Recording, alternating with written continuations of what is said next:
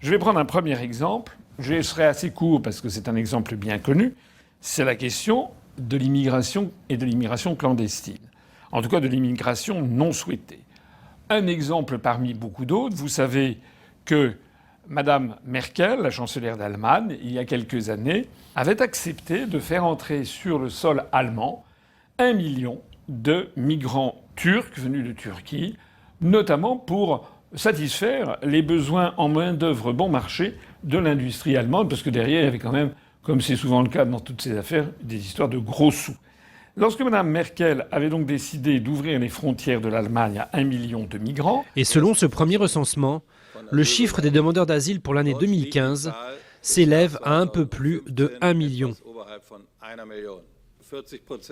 40% des réfugiés et demandeurs d'asile pour l'année 2015 viennent de Syrie.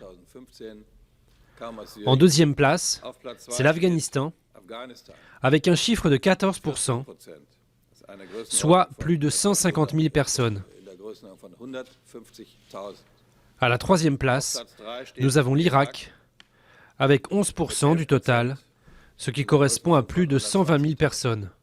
Elle leur a donc attribué un certificat de séjour, une possibilité de séjour.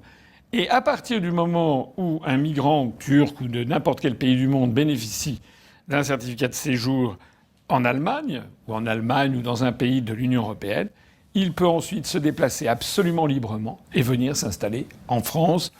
Et à partir du moment où un migrant turc ou de n'importe quel pays du monde bénéficie d'un certificat de séjour en Allemagne ou dans un pays de l'Union européenne, il peut ensuite se déplacer absolument librement et venir s'installer en France.